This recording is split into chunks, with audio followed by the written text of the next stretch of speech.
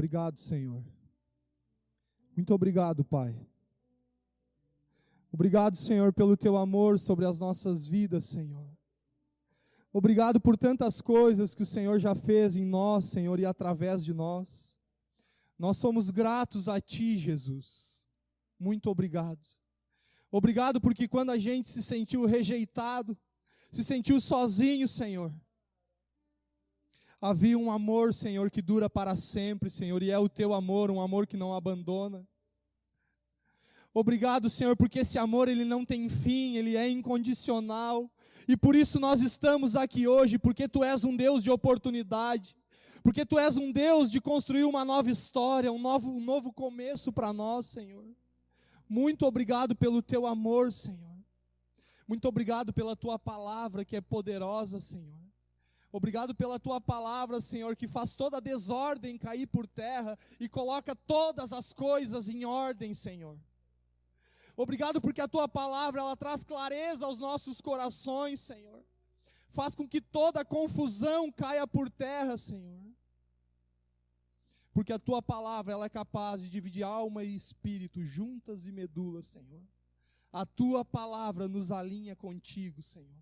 Nós somos gratos a Ti, pedimos que o Senhor, nessa noite, em nome de Jesus, fale conosco poderosamente, Senhor. Que venha uma palavra rema, uma palavra revelada aos nossos corações, Senhor. Que pessoas possam ser ativadas aqui neste lugar, Senhor. Que chamados possam ser ativados aqui neste lugar, Senhor. Que corações possam ser novamente incendiados na Tua presença, Senhor. Que os Teus sonhos possam ser os nossos sonhos. Que os Teus caminhos possam ser os nossos caminhos. Que os Teus pensamentos possam ser os nossos pensamentos. Dá-nos um coração segundo o Teu, Pai. Um coração do bom pastor, um coração, Senhor, amoroso. Nós Te pedimos, fala conosco. Nós abrimos o nosso coração e a nossa mente para receber da Tua verdade, Senhor, que transforma e restaura, em nome de Jesus. Amém e amém. Amém, gente? Glória a Deus e aleluia. Ih, que uhul fraquinho. Você pode sentar?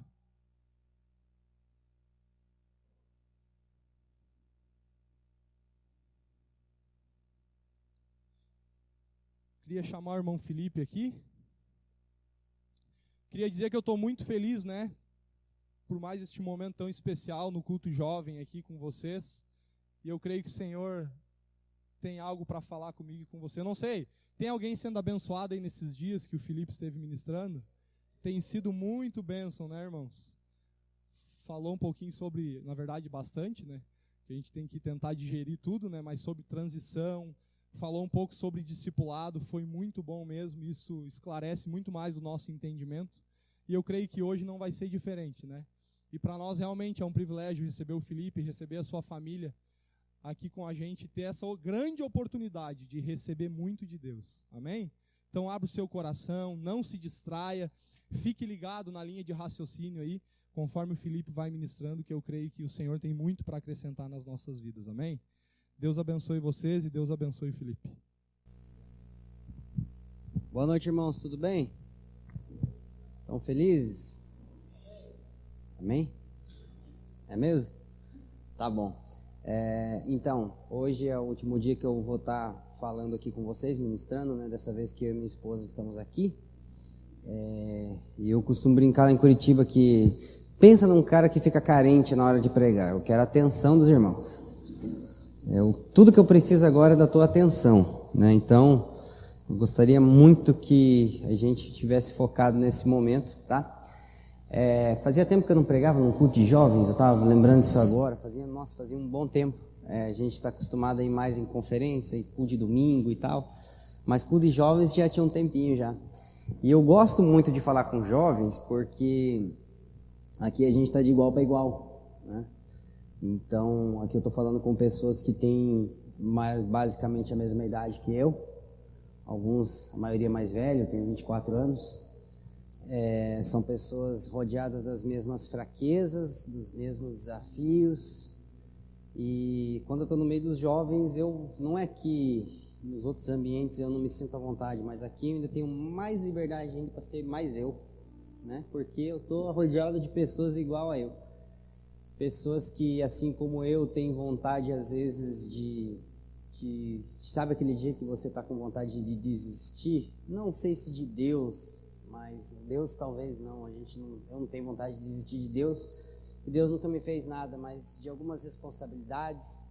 Às vezes tem dia que a gente acorda, tipo, nossa, hoje eu estou super crente, eu quero orar, eu quero jejuar, eu quero estar com os irmãos. Outro dia você acorda, a última coisa que você quer fazer é ler a Bíblia, a última coisa que você quer fazer é estar com algum irmão. Você não quer falar com Deus, você não quer falar com ninguém, você queria, tipo, não ter acordado naquele momento para dormir mais o dia inteiro para ver se o tempo passa rápido, porque o desânimo vem, porque a tristeza vem, porque a gente tem que lutar com a inconstância, com a falta de vontade das coisas, com as frustrações, com a culpa, movida por muitas vezes pelo fato da gente tentar fazer o certo e às vezes acabar fazendo errado. Enfim, a gente tem mais ela demais para contar, né? É bom ser jovem porque, como é que eu posso dizer? É bom ser jovem numa igreja saudável, assim como vocês estão, porque os pais de vocês, os pastores mais velhos, os irmãos mais velhos, eles dão essa liberdade que vocês têm para se desenvolver. E eu vou tentar falar o meu esboço aqui, mas não sei se eu vou conseguir, como sempre, né? Tá, não sei se eu vou conseguir pregar certinho, mas vamos trocando uma ideia. Tá, eu esqueci de falar, né? Tá com o irmão lá atrás. Eu peguei os esboços do que eu falei no domingo, do que eu falei na terça e do que eu vou tentar falar hoje.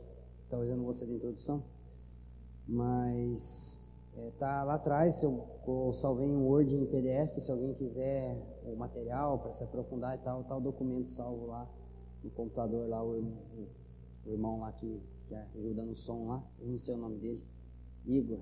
É nóis, Igor. Tá com ele lá se alguém quiser, tá bom? Porque normalmente a gente não consegue falar tudo que a gente quer, você às vezes não consegue pegar tudo aquilo que a gente está falando, né? Então tem os materiais ali que eu sempre gosto de escrever bastante.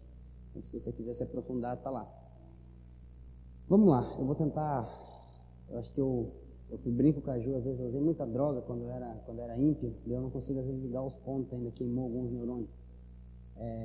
Mas vamos tentar construir algo aqui.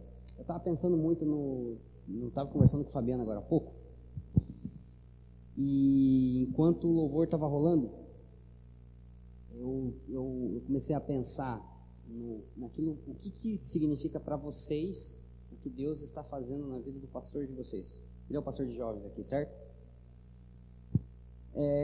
O entendimento que nós temos lá em Curitiba é que todas as vezes que Deus faz algo na vida de um líder, Ele quer falar algo para o povo que esse líder cuida.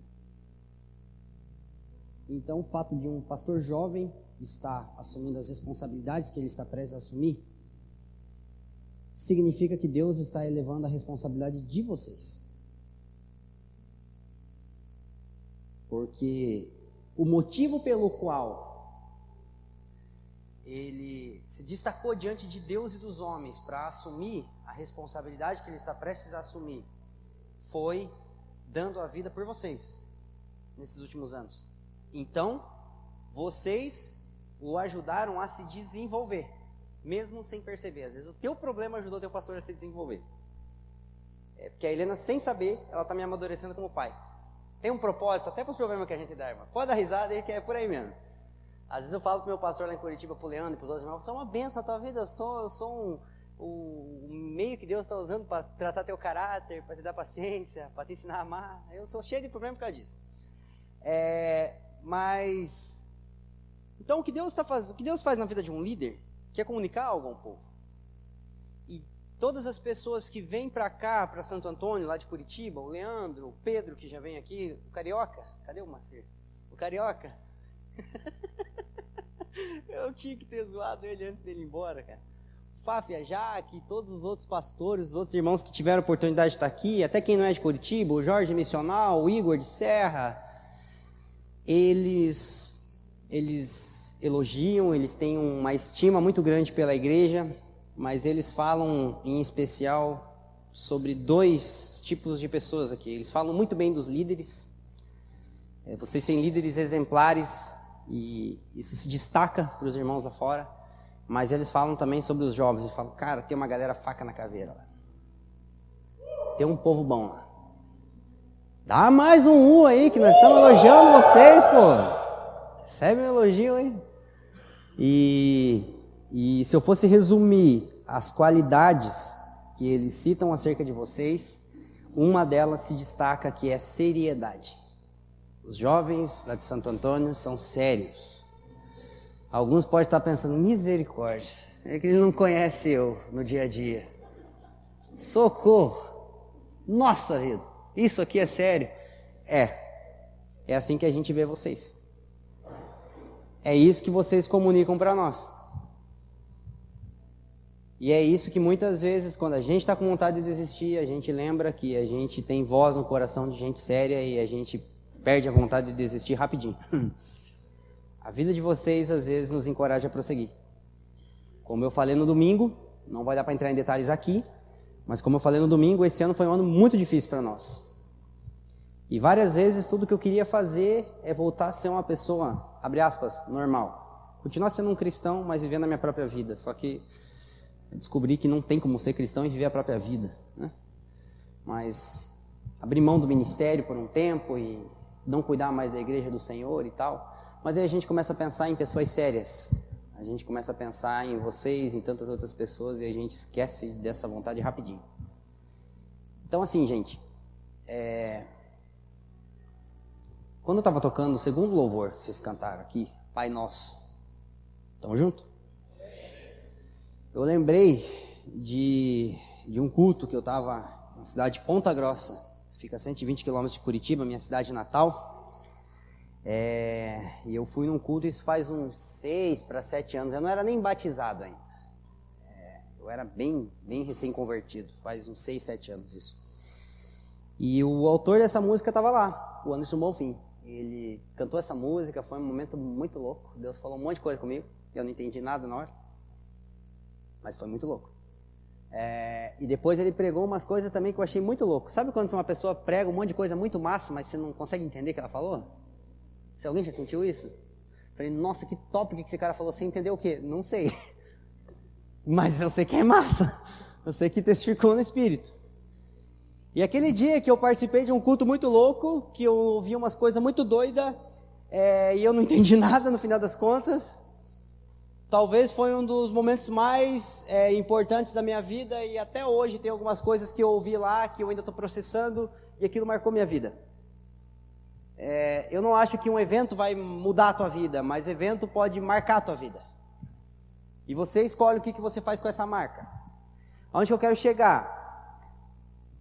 Aquilo que eu quero falar agora com vocês, talvez não faça sentido hoje. Mas faz igual na tela do computador, minimiza, não fecha, só minimiza e guarda para o futuro, por favor.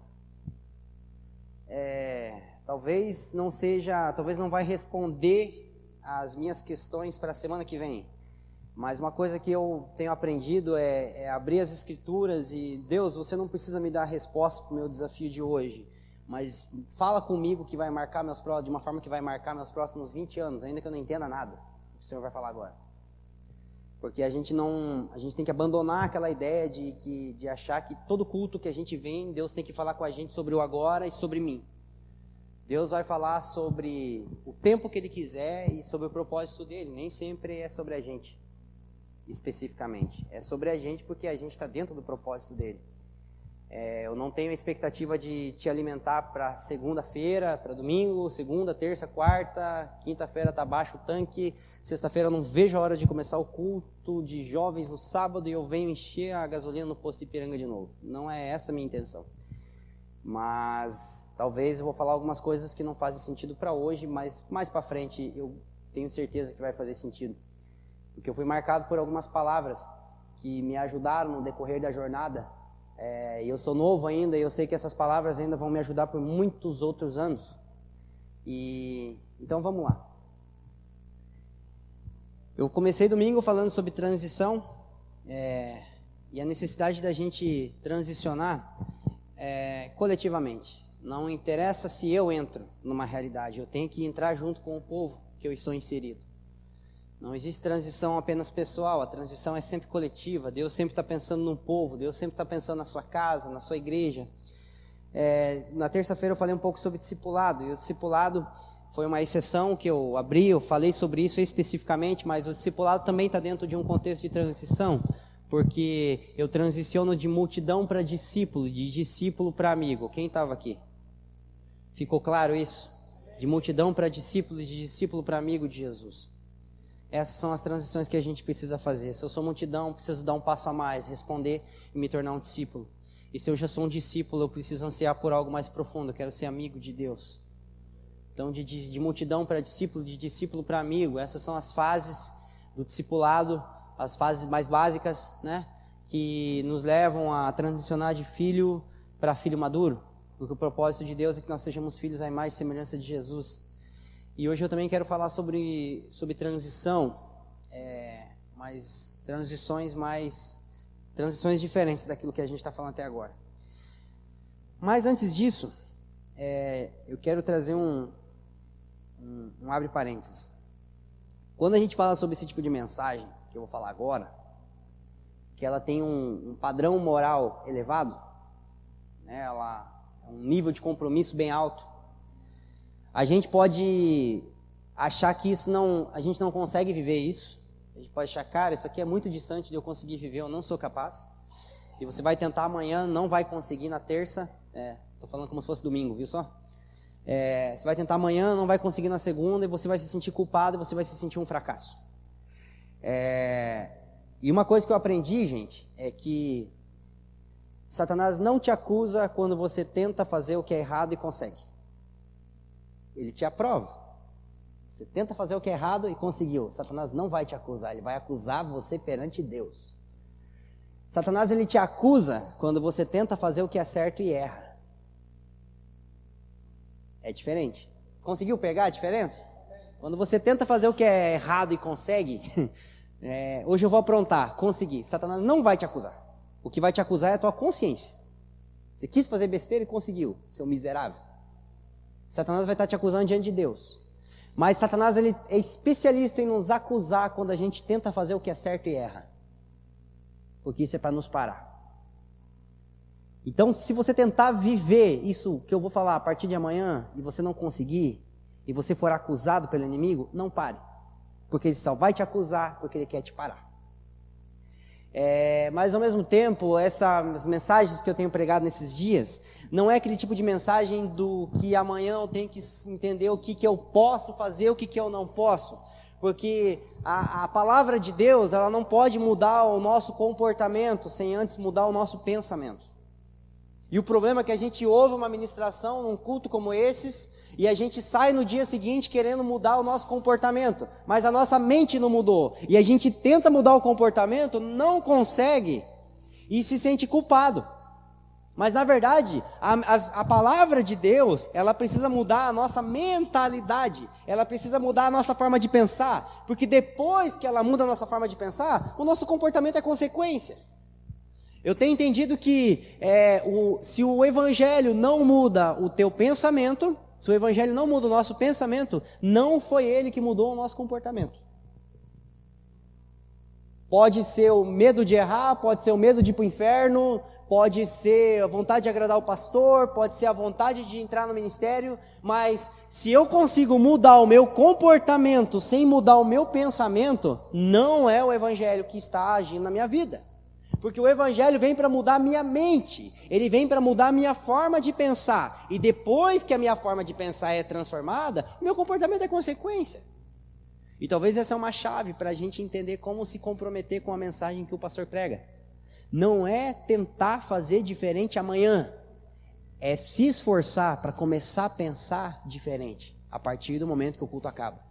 Porque se eu começar a pensar de uma forma diferente, o meu comportamento vai seguir o meu pensamento. E quando eu nem perceber direito, eu deixei de fazer algumas coisas e eu comecei a fazer outras coisas. É natural, é sem esforço? Não. Não é que é sem esforço, mas não é forçado. O fato do reino de Deus exigir esforço não quer dizer que a gente tem que forçar a barra. Está entendendo? Estamos juntos? Então, assim, para resumir, eu gostaria muito que você refletisse, que você deixasse que essas coisas mudem a sua forma de pensar. Que a palavra de Deus mude a nossa forma de pensar.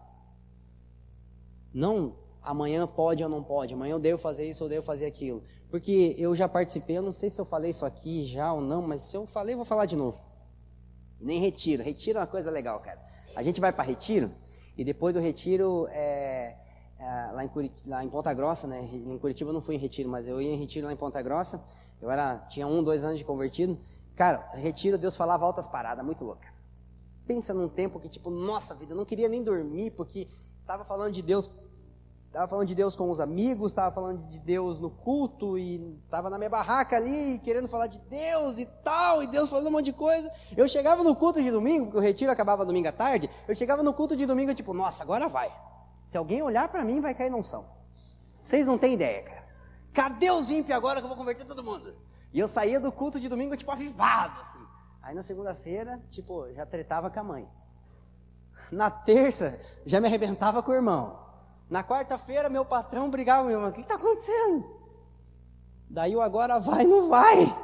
Eu achei que agora vai. Então agora eu preciso ir para o próximo culto de jovem no sábado. No próximo culto de jovem, daí antigamente estava tudo, uma semana anterior estava todo mundo animado. Agora todo mundo, né, então.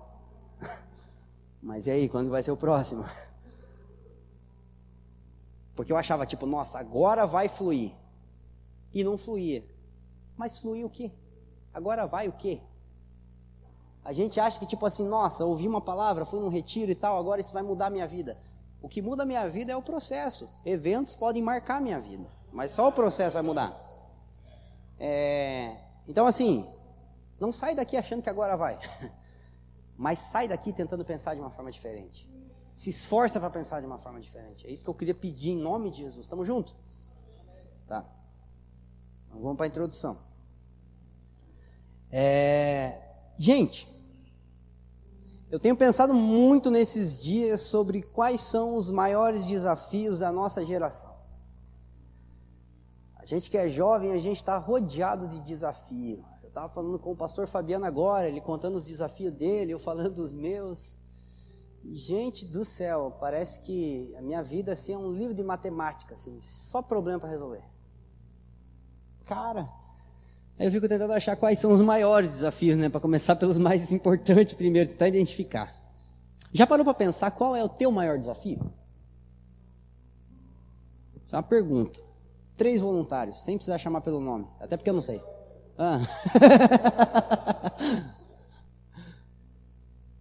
Qual é? Pode resumir com uma palavra, pode ser, não precisa? Transição da igreja. Ok.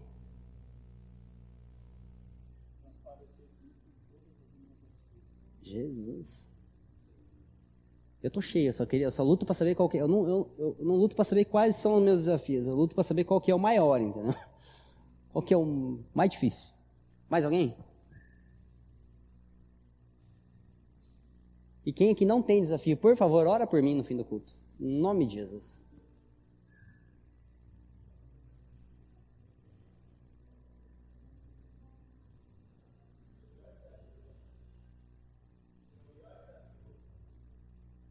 Qual que é? Esse foi meu maior desafio durante 1 ano.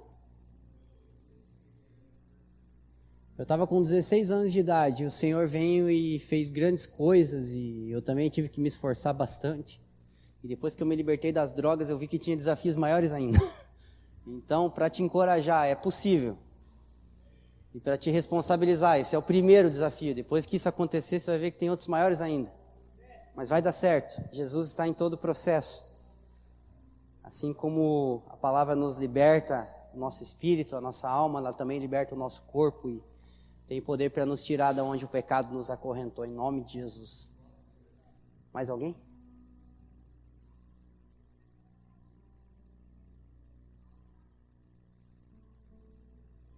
Vou começar a perguntar, vou começar a apontar o dedo. Assim. Eu tô olhando uns caras e acho que eles não têm desafio, cara. Aquele cara de boné ali, eu acho que ele não tem desafio, cara. Não tem? Tranquilo. Passar de fase no game. Qual que é o desafio?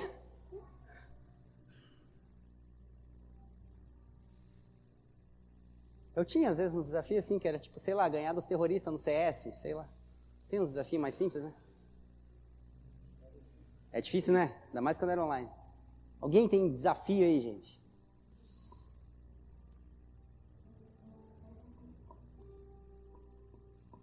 O problema é que não é que a gente não tem, o problema é que é muito, né? A gente não sabe qual falar. Inconstância? Vou começar a falar então, a gente só concorda. Inconstância? Ah, glória a Deus. Obedecer ao Senhor. Amar o próximo. Então vai ficar uma sessão de amém, eu vou desistir aqui, gente. Gente, o meu maior desafio, e eu acho que é o nosso maior desafio, vou tentar resumir em uma frase. É equacionar uma conta que parece que nunca bate, que é muita responsabilidade e pouca maturidade. Quem aqui tem esse desafio? Muita responsabilidade, pouca maturidade. Deus está colocando coisas muito grandes na minha mão e eu sou muito pequeno para responder a elas. Quem aqui se sente assim?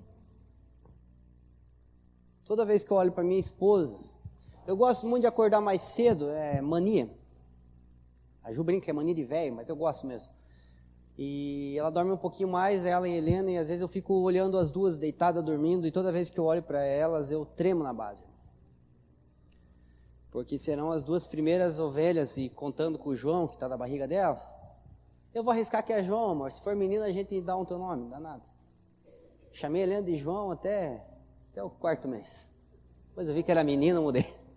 Daí eu falei, não vai ser João, amor, vai ser Maria. Ela brigou comigo, vai ser Joana, então. Não, que mané é Joana? Aí Deus falou com a gente que era Helena. Mas eu acho que agora é piá, menino. Mas se não for, nós vê aqui, nós temos daqui até Curitiba, 750 quilômetros para escolher o nome.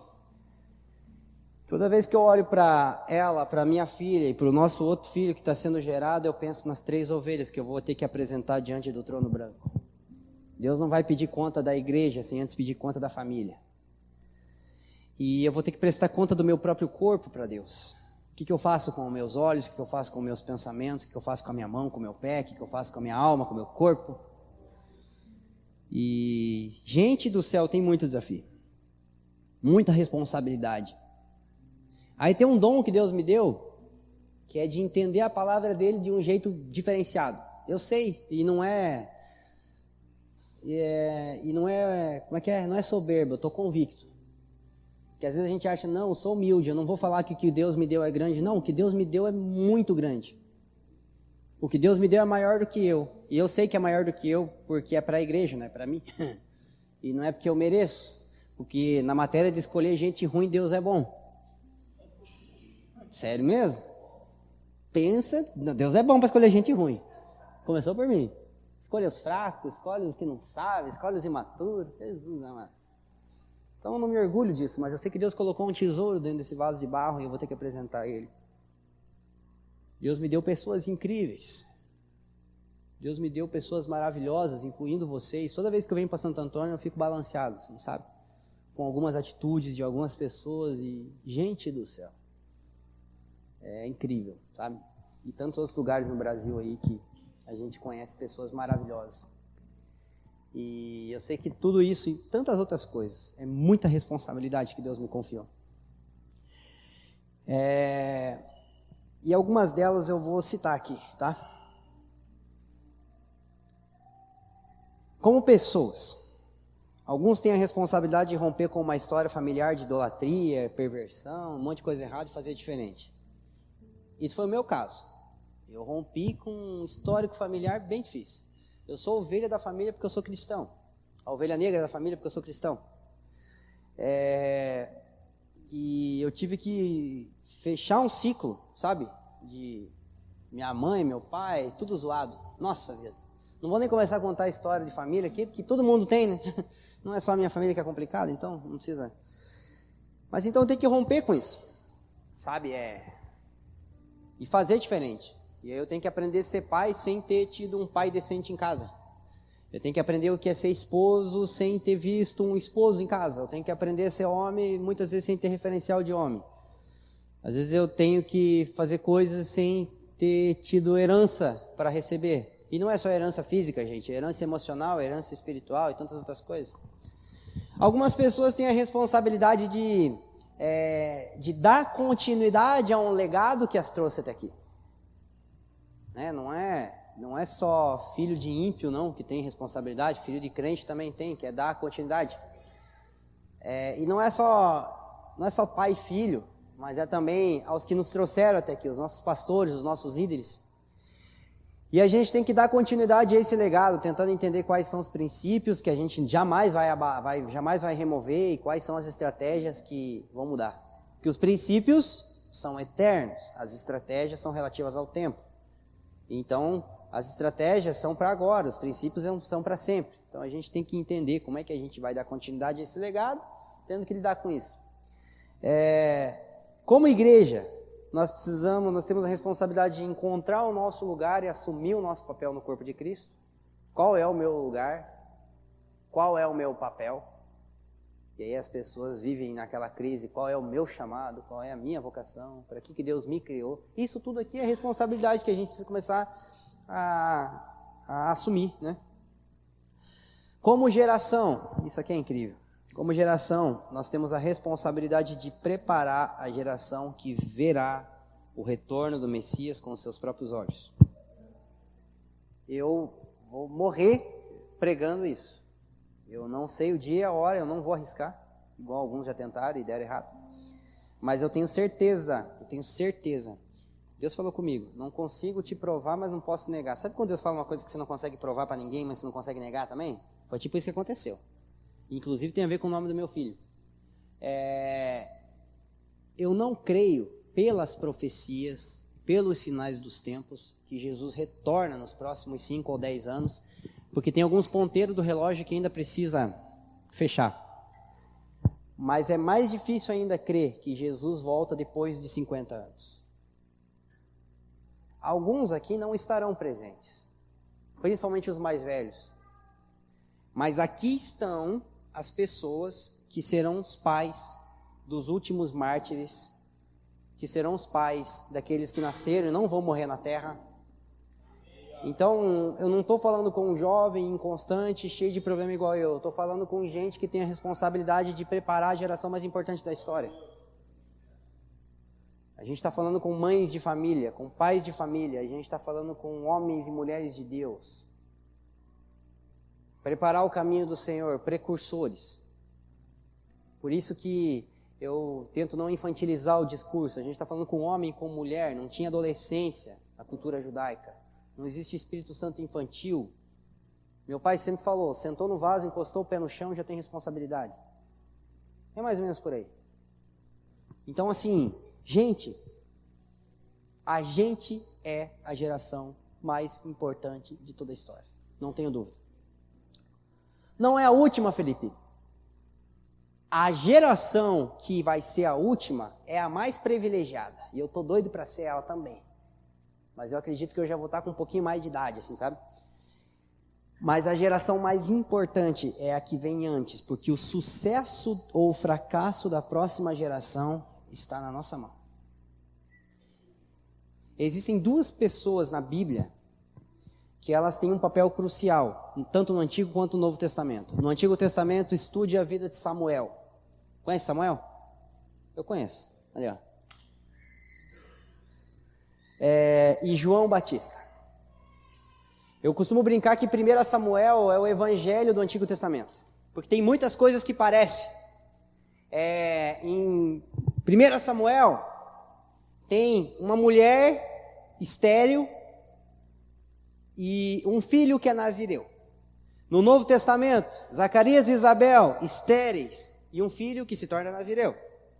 No Antigo Testamento, Samuel prepara o caminho para Davi. No Novo Testamento, João Batista prepara o caminho para Jesus. Nos dias de 1 Samuel, transição, do tabernáculo de Moisés para o tabernáculo de Davi. Nos dias de João Batista e Jesus, transição da antiga aliança para a nova aliança. Então tem muitas coisas ali que você percebe que é meio pareio. Só que existe uma coisa que para mim se destaca em relação a algumas outras. Que tanto Samuel quanto João Batista tinham pais de Deus. Tinha gente de Deus que cuidava deles. Então, Ana e Eucana eram homens retos, eram um casal reto diante do Senhor. Zacarias e Isabel, eles eram justos e irrepreensíveis, de acordo com o que diz Lucas capítulo 1. E isso me faz pensar, gente, que a geração deles, a geração de João Batista e a geração de Samuel, eles precisaram estar livres de algumas preocupações que os pais venceram por eles, para que eles pudessem focar na missão. A minha geração, eu e vocês, gente, a gente tem que ficar lidando com maldição hereditária, a gente tem que ficar rompendo com os costumes machistas que a gente aprendeu na nossa família, a gente tem que romper com cultura de omissão e inversão de papel nos lares, a gente tem que começar do zero financeiramente. Gente, como é difícil você casar e o teu pai não ter uma casa para te dar, não ter um carro para te dar, ou às vezes você não ter um pai para ir no teu casamento, igual foi comigo. Parece que é normal, mas não é, gente. Tudo que eu não quero que meu filho seja um playboyzinho e a Helena seja uma patricinha. Vai aprender a passar fome se for preciso para a glória de Deus. Mas o que eu quero é construir algo, não é um futuro para os meus filhos. Não é disso que eu estou falando, eu quero dar um futuro melhor para os nossos filhos. Não, mas eu quero construir um legado. Eu quero pelo menos ter uma oferta para chegar no dia do casamento dela e falar: filha, você já não está começando do zero igual eu. Sabe, então assim, a gente tem um monte de coisa que a gente tem que lidar. Coisa errada que a gente aprendeu que é certo, coisa certa que a gente aprendeu que é errada, é uma bagunça toda. Mas eu acredito que a geração que vai viver os piores dias da humanidade e os melhores dias da igreja, não vai ter tempo para ficar lidando com maldição hereditária, irmão.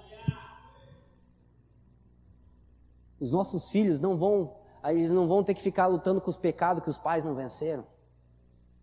Porque se os nossos filhos tiverem que ficar lutando com coisa que a gente não venceu e tiver que ficar fazendo coisa que a gente não fez, eles não vão ter força para focar na missão deles.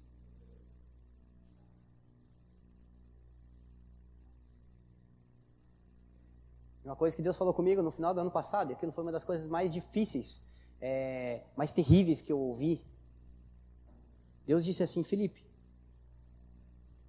a geração que virá vai confessar o nome de Jesus, não vai negar o nome de Jesus diante de uma metralhadora. Se a geração atual aprender a não negar o nome de Jesus diante do Google, segundos antes de acessar um site pornográfico. Em outras palavras, você quer que o teu filho não negue Jesus diante de uma metralhadora? Comece a confessar Jesus quando você pega o teu celular na mão.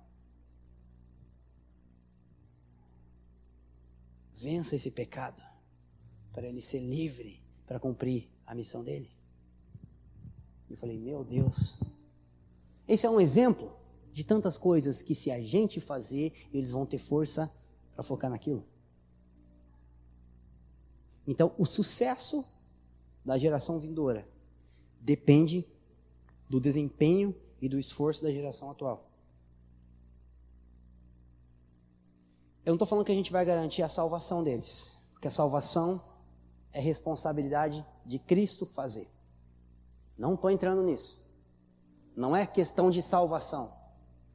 A salvação, quem nos dá é Jesus. E a vocação, quem nos dá é a igreja. Porque eu só tenho uma missão, eu só tenho uma vocação, porque antes disso a igreja tem. Está entendendo o que eu estou dizendo? Então assim, eu como igreja, eu como família, preciso preparar o caminho para que a geração vindoura desenvolva a sua vocação. Por isso que em partes eu me julgo como João Batista, fora de casa eu entendo que eu sou João Batista. Eu vou anunciar a palavra do Senhor, eu vou anunciar o dia do Senhor, eu vou preparar o caminho do Senhor. E se você for perceber, quem já me ouviu mais de 2 ou 3 vezes, eu sempre vou falar de fim dos tempos. Porque é o tempo que a gente está vivendo. Tudo tem que ter em vista o dia do Senhor. Mas dentro de casa, eu preciso ser um Zacarias e a Juliana precisa ser uma Isabel. A gente precisa ser sacerdotes irrepreensíveis. Então, dentro de casa, Zacarias e Isabel, fora de casa, um João Batista. E eu entendo que em partes, eu faço parte da geração que está com a bola no pé, que somos nós, os jovens, estão com a bola no pé. A começar por aquilo que vocês estão vendo na igreja de vocês. A bola está no pé do Fabiano. Tentou jogar a bola para um outro pastor, para um outro irmão. Vai lá, bate o pênalti, é com você. Mas é final de campeonato, não interessa, Deus se escolheu. A bola está no pé dos jovens. Não quer dizer que os jovens vão mandar, mas os jovens têm a responsabilidade de carregar o piano. Está entendendo? Esse é o ponto. Então, de certo sentido, o fato de gente igual o Alê, 20, quantos anos tem o Alê mesmo, João? 26, né? Igual o Alê, igual o Cantarino, igual o Bruno, igual essa galera famosa que a gente ouve cantar, ouve pregar. O fato dessa galera mais nova estar sendo usado por Deus para liberar o som de Deus, a voz de Deus para a nação, indica que, e é isso que os jovens não entendem às vezes, a gente acha que eles estão sendo levantados por Deus para cantar bonito. Um louvor mais legal que os que tem na harpa cristã, que aqueles lá meio sem graça, alguns acham. Não é para cantar bonito, irmão. É para mostrar que quem está com a bola no pé é nós. Só que a partir do momento, a gente está com a bola no pé. Só que a partir do momento em que tem uma outra geração sendo levantada no ventre da minha esposa, eu já entendo que a tocha não vai parar em mim. E eu já vou ter que passar essa bola, vou ter que passar a tocha. É uma corrida de revezamento, é uma maratona, cada geração vai revezando. Então, em partes, eu preciso saber para onde que eu vou tocar essa bola para fazer o gol, servir a minha geração, cumprir o meu propósito. Mas em partes, eu já tenho que começar a pensar em como que eu vou passar o bastão para minha filha, que agora tem 1 ano e meio. Mas já é a geração que Deus escolheu no ventre da mãe dela.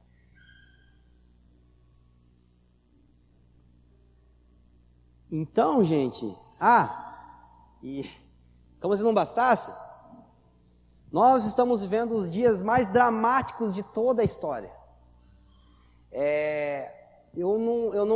Você pode estudar livro de história, você pode estudar quem veio antes, e você não vai ver uma geração que foi tão pressionada como a nossa. Gente, pode parecer coisa boba, mas a nossa geração está questionando até o fato de você ser uma mulher e você ser um homem. Uma coisa, por exemplo, a geração dos nossos pais, a galera começou a sair do armário. Agora, a questão não é se sai do armário ou não. A questão é que, tipo, irmã, se você é irmã, depende. Irmão, você que sabe. E vai chegar num tempo que tu vestir teu filho de azul, isso é a profecia da avó, mas vai cumprir. Você vestir teu filho de azul, ou tua filha de rosa, conselho tutelar vai buscar teu filho em casa. Porque você está impedindo a liberdade de escolha que ele tem.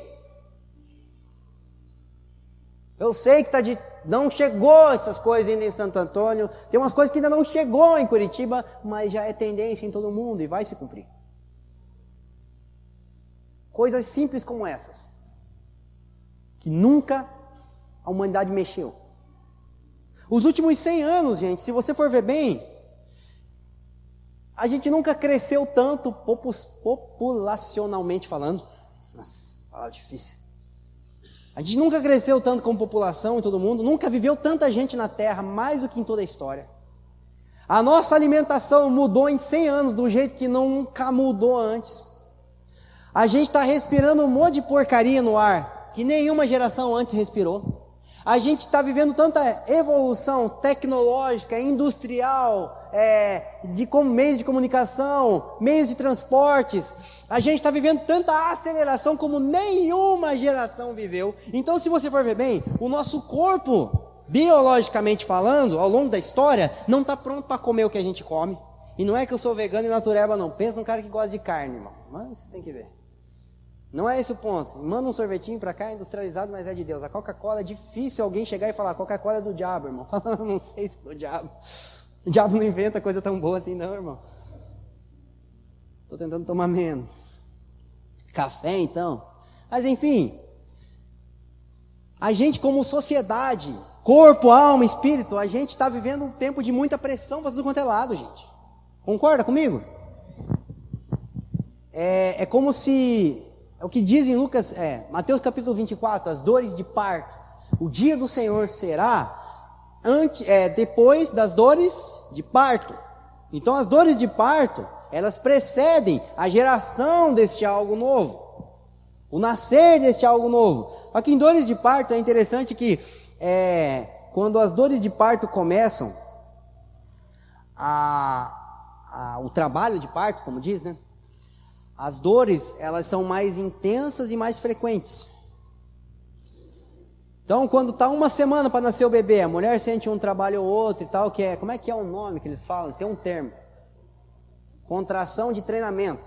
Isso, contração de treinamento. O corpo da mulher, ela começa a se ajustar para ter o bebê. Quando a bolsa estoura, irmão, 2 semanas antes, é uma contração por dia, sei lá, 2, 3, 5. Se tem alguma enfermeira aqui, me corrige depois do culto, porque eu não entendo nada da coisa, mas é que eu vi a Ju fazendo essas coisas. Quando estoura a bolsa, essas dores, elas aumentam e elas são, tipo assim, muito mais frequentes. As contrações são maiores e elas são mais frequentes. E hoje a gente tem percebido que o mundo, ele está em trabalho de parto já. As contrações, elas foram acontecendo ao longo da história. Um terremoto aqui, fraquinho. Um tsunami ali, mais ou menos. Depois foi aumentando. Agora tem terremoto para todo quanto é lugar, tem tsunami para todo quanto é lugar. Tinha um rumor de guerra aqui, um outro ali. Antes era uma guerra ou outra em uma geração ou outra. Hoje tem guerra pelo mundo todo, irmão. Fala, uma terceira guerra mundial. Você consegue catalogar quantas guerras civis estão acontecendo agora? Quantas guerras civis aconteceram no século XX? Está acontecendo em todo o tempo. Rumor de guerra, tremor, todas essas coisas estão acontecendo. Então, assim, você percebe que as estações, elas estão mudando cada vez com mais frequência. E cada vez com mais intensidade. As mudanças são mais frequentes e mais bruscas. É interessante, por exemplo, vocês que moram numa cidade menor, alguns de vocês já podem ter essa experiência. Se você ficar 3 anos sem ir para Porto Alegre, quando você chegar lá, você vai se escandalizar e se assustar com algumas mudanças tão drásticas que aconteceram, socialmente falando, tecnologicamente falando, em 3 anos. Estava falando isso com o Samuca esses dias. Eu fiquei, por exemplo, sem assistir TV, não é porque eu sou testemunha de Jeová, não, é porque não dava tempo mesmo. Eu fiquei sem assistir TV um bom tempo, desde que eu saí da casa da minha mãe em 2013. E aí a gente meio que dá uma desconectada das coisas, né? Naquela época não era viciado em Facebook ainda, não ficava mexendo na internet toda hora. E aí, eu com a Ju, a gente foi fazer o ensaio fotográfico da Helena. Barrigão estourando já, a gente foi lá no Museu do Olho, lá em Curitiba, Museu Oscar Niemeyer. Quando eu cheguei lá, eu fiquei escandalizado, eu me senti um cara tipo de 1920, no meio daquela sociedade. Eu falei, cara do céu, eu tô velho e não sabia, cara. Porque é o seguinte, eu e a Ju, a gente era o único casal naquela praça que tinha um homem e uma mulher. De verdade, gente. Eu falava, gente do céu, esses 2 meninos assim, 12, 13 anos, estão se beijando na cara dura, eu estou escandalizado. E não é que eu sou homofóbico, mas eu fiquei pensando, meu Deus, cara. Sabe, tipo, eu falei, Juliana, eu estou me sentindo um ET aqui. Olha, eu e você, você é mulher, eu sou homem, a gente tem uma aliança na mão. E a gente vai ter um bebê, que foi feito depois do casamento. Isso aqui é contra a cultura, isso aqui é de outro mundo, amor. Eu fiquei escandalizado. Foi um dos dias mais legais da minha vida, no sentido de que eu estava, experimentando aquela experiência de tirar foto e tal. Mas foi um dos dias mais tristes que eu falei, meu Deus, cara, onde que minha sociedade foi parar? É um tempinho que eu fiquei sem assistir televisão. Consegue perceber a aceleração das coisas, gente? Eu estava falando com um pastor lá do Espírito Santo, semana retrasada, ele também é professor de química, um cara muito entendido das coisas e tal. E Ele falou uma coisa que eu achei interessante. Existe, eu não sei qual é, que é o nome dessa matéria, ou desse estudo, na área da comunicação social, que ele vai catalogando a linguagem de cada geração. E ele diz que, por exemplo, o máximo que uma geração consegue se comunicar com a outra de forma completamente entendível são 7 anos.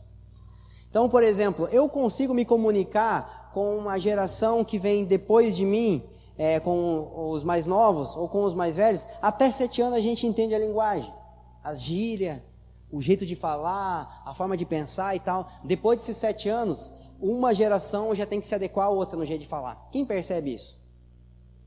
Só que ele diz que muitos estudos estão sendo feitos e o tempo está diminuindo. Por exemplo, 7 anos, agora em 5 anos, você já não consegue conversar com uma geração 5 anos mais velha que você ou 5 anos mais nova, porque as coisas mudam muito. Por exemplo, os nossos pais. O meu pai, ele viveu 10% da vida dele com celular. Então, ele não está tão ligado a essas coisas. Agora, a geração do irmão lá, talvez viveu 90% da tua vida se já tinha celular. A minha geração, talvez 1/3 ou 2/3, eu vivi com o celular e agora eu vou passar a viver com o celular. Então você percebe que cada geração ela vai vivendo ela vai vivendo fenômenos específicos. E, por exemplo, para mim conversar com alguém que é 5 anos mais velho do que eu, é muito mais fácil do que conversar com alguém que é 5 anos mais novo. Que nem, por exemplo, tem um irmão que eu cuido lá em Curitiba, ele tem 18 anos. Eu falo, cara, você é da geração 2000, cara. Meu Deus, tu não saiu das fraldas. Olha quem está falando, o ancião de dias, né? Jesus, nem barba na cara eu tenho ainda, tem 17 pelinhos aqui embaixo e 32 aqui em cima. Eu fico profetizando com o gilete para ver se sai alguma coisa, nem barba eu tenho. Mas eu me sinto, irmão do céu, como é que pode? Se nasceu em 2000, cara, em 2000 nasce gente ainda, credo! Você já tem 18 anos, me sentindo velho, para de falar essas linguagens que eu não entendo nada. Vou jogar videogame, copiar, o piá me desossa no videogame, se for preciso. Se eu jogar com gente mais velho, eu perco de 2-0, 3-2. Se eu for jogar com os mais novos, é 7-1, 5-1, não tem dó. Mas também, os mais velhos e eu, a gente foi conhecer o Play 1, irmão, a gente se matava por causa do Play 1, né? Lá no Win Eleven, se falar Win Eleven para os irmãos, vão achar que eu não na potestade, eles nem vão saber o que é isso. Win Eleven, o que é isso? Nem sabe. GTA, visão aérea ainda, a desgraça, aquela misericórdia. Ainda tem uma geração mais antiga que é o tempo da fita. Cuspindo a fita, achando que tá limpando, né? Ei, desgraça. Então a gente foi conhecer essas paradas, tipo, já num tempo da nossa vida que era mais velho, sabe? E a gente até tenta se esforçar para ganhar num jogo aqui, um jogo ali. Eles nasceram com o videogame na mão. Pegam minha filha, com aqueles dedinhos desse tamanho, ela já começa a fazer as coisas no tablet. Eu falo, o quê? Socorro! Eu ficava zoando o controle da televisão, aquela televisão de tubo, na casa da minha avó, quando eu tinha 7 anos de idade. Minha avó já achava aquilo o máximo. Só porque eu ficava mexendo no controle da televisão e sabia colocar as cores nos canal, falava, nossa, tô apavorando com o controle na mão. Hoje em dia eu falo, meu Deus do céu! Ele desossa eu com o tablet, eu achei que era o máximo, que eu não tinha a idade dele, porque eu mexia num controle de TV. Está entendendo como é que as coisas mudam rápido? Muito rápido. E esse dado, ele mostra como as gerações elas estão mudando drasticamente. Então a gente tem impressões de todos os lados, gente. Estou na introdução, calma lá. Agora eu quero chegar onde que a gente precisa chegar. Da introdução. Eu não vou conseguir falar, mas não dá nada. A gente também não precisa tentar salvar o culto numa noite, né?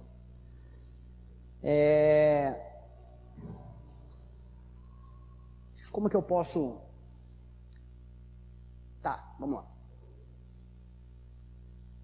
Talvez uma das coisas mais importantes que a gente precisa saber quando a gente está sendo pressionados por grandes responsabilidades por grandes transições ao nosso redor, por grandes pressões, por grandes abalos que estão acontecendo em todo o tempo, sociais, políticos, econômicos, espirituais, tudo quanto é coisa que se pode pensar. A nossa geração está passando muito mais do que todas as outras. Por quê? Porque nós estamos vivendo dias que precedem a plenitude dos tempos. Então, antes da plenitude dos tempos, existe um processo que vai fazendo com que todas as coisas venham convergir. É como se um relógio de 5, 10 ponteiros, ele começasse a alinhar todos os ponteiros. Então, tudo está chegando na plenitude, gente. A Bíblia fala sobre a parábola do trigo e do joio. Estamos juntos? Filhos de Deus, filhos do maligno. Estamos juntos?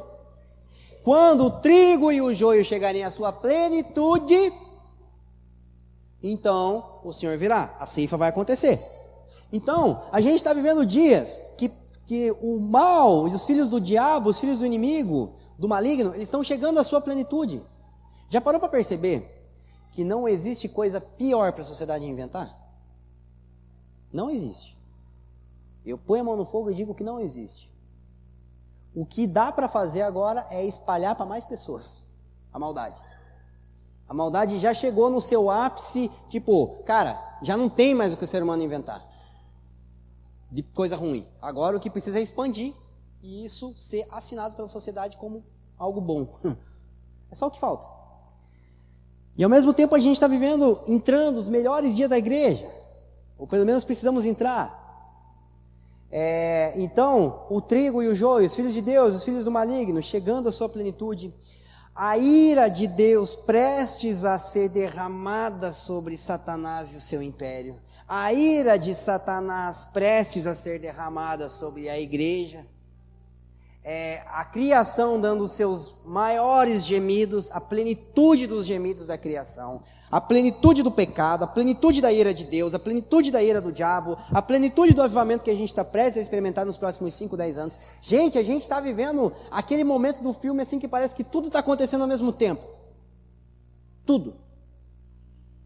E no meio disso, tem eu acordando desanimado. No meio disso tem eu não conseguindo vencer aquele maldito pecado. Não conseguindo obedecer aquela direção que Deus está me dando e eu não consigo romper com aquilo. No meio disso, existe eu diante de uma responsabilidade enorme na minha família. Talvez sendo o único crente dentro de casa. No meio disso tem eu cheio de vontade de desistir.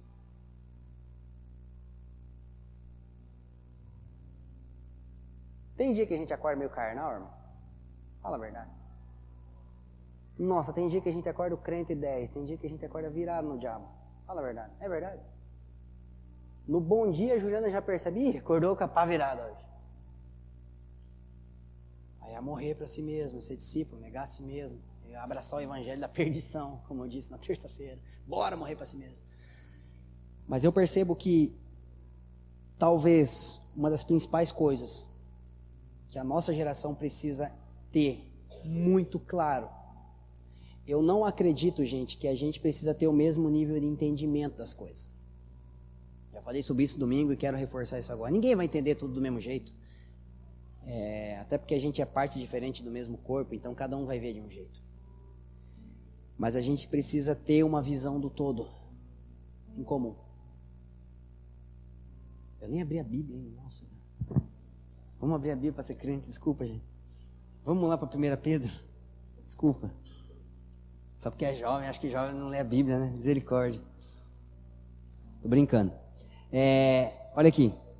Esse texto, para mim, é um texto que tem feito sentido nesses últimos 7 anos. Não tem como, acho que desde o início da minha conversão, Deus já me deu esse texto a mostrar que, talvez aquilo que eu quero falar agora. 1 Pedro capítulo 5.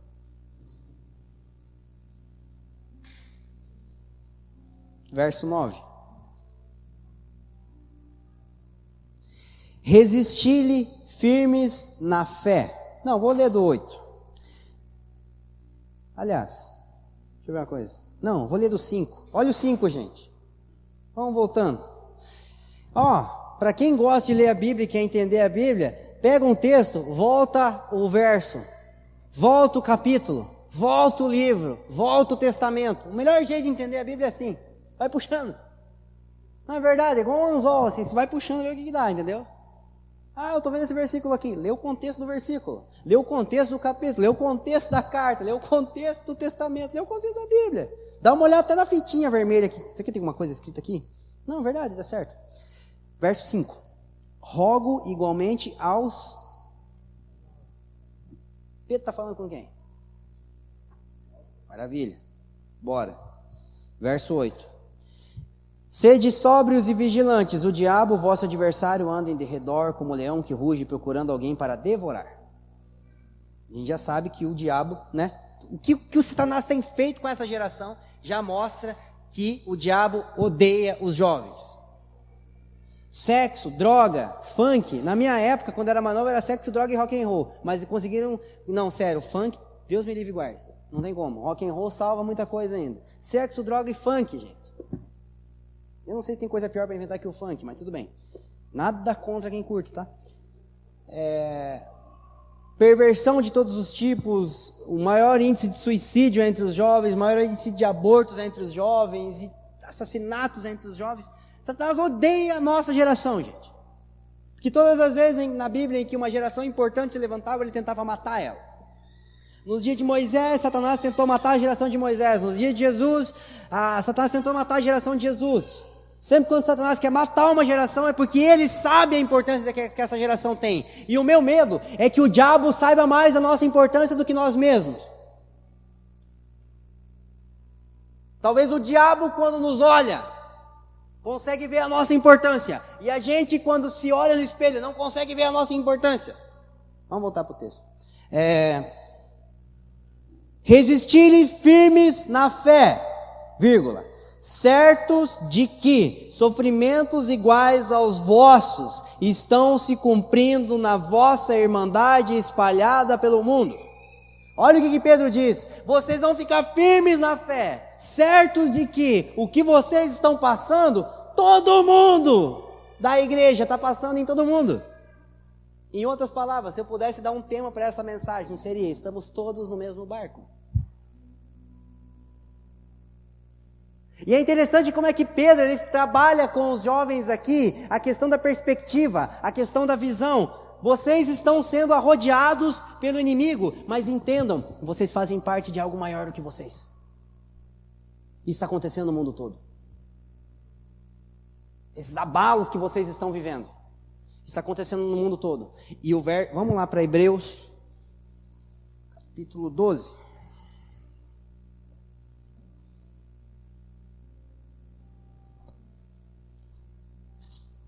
Então os sofrimentos, essas provações, elas estão acontecendo em todo mundo. Todos os cristãos estão passando por isso de alguma forma. Uns mais em umas áreas, outros mais em outras. Eu costumo brincar que a cruz, ela é feita sob medida, né? Cada um tem a sua cruz, mas está todo mundo com a mesma cruz. Verso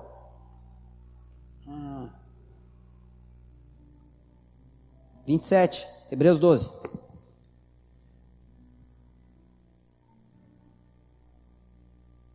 Ora, esta palavra, ainda uma vez por todas, significa a remoção das coisas abaláveis, como tinham sido feitas, para que as que não são abaladas permaneçam.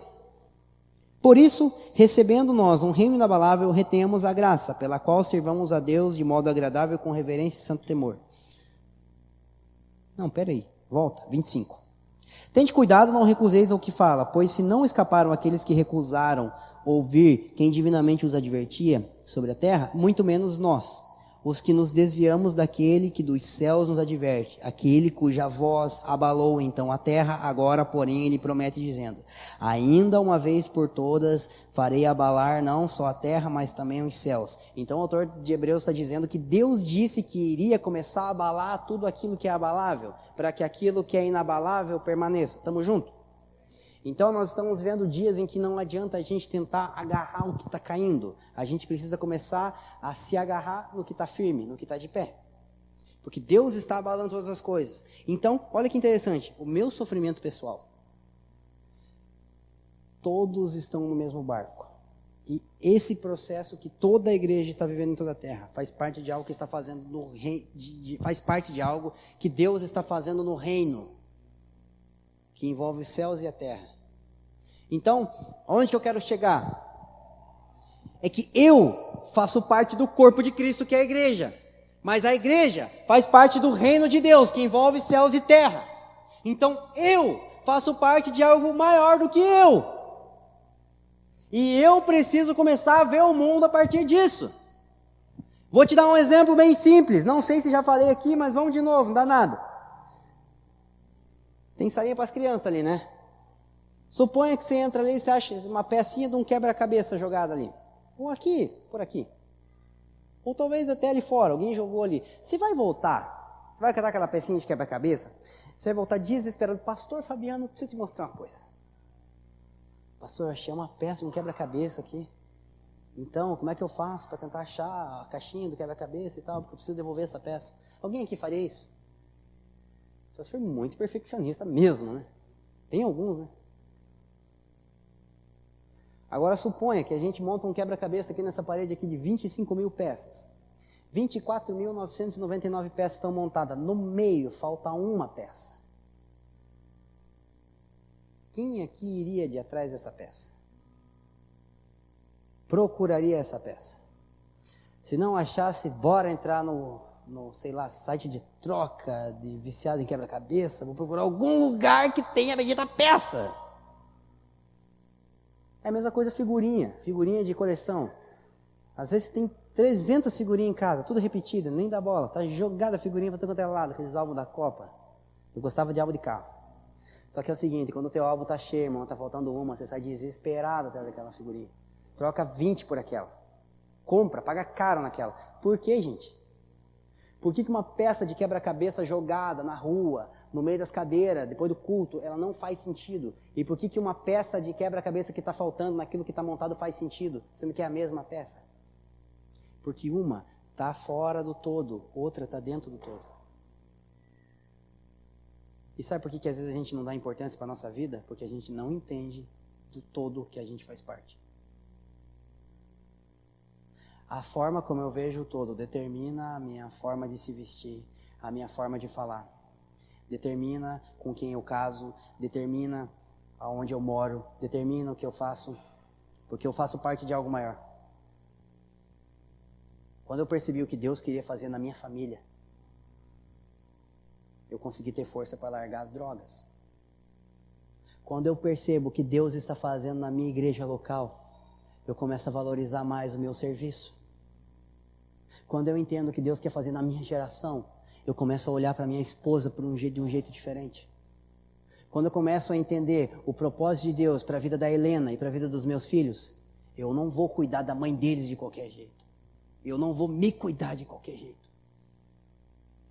Quem sabe da onde pertence e do que pertence, não come qualquer coisa, não vai em qualquer lugar, não se deita com qualquer uma, não se casa com qualquer um. E talvez seja essa a mentalidade de reino que a gente precisa desenvolver. Muito nos últimos anos foi pregado sobre o reino de Deus, e isso foi usado para que um evangelho da prosperidade começasse a ser implantado na mentalidade do povo de Deus. Você é um príncipe, você é filho do rei, você tem que andar de carro zero, você tem que morar numa casa top, você tem que vestir roupa boa, porque você é um príncipe.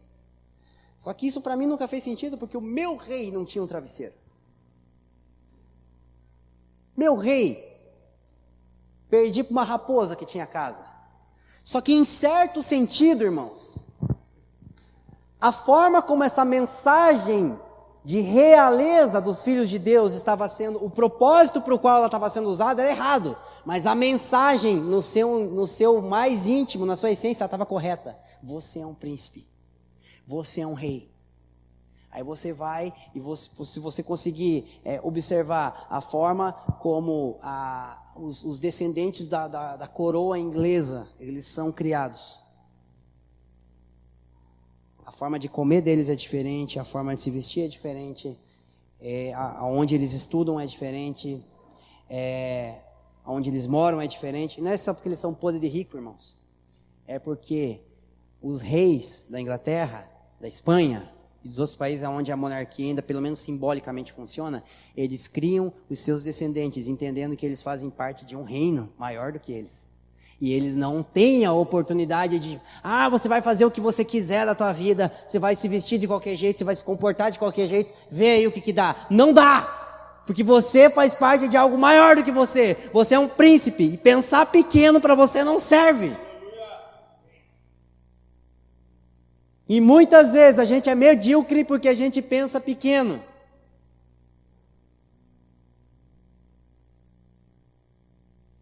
Quando um jovem consegue romper com a mediocridade, ele para de ficar comendo lavagem do inimigo. Ele para de ficar mendigando migalha para o diabo.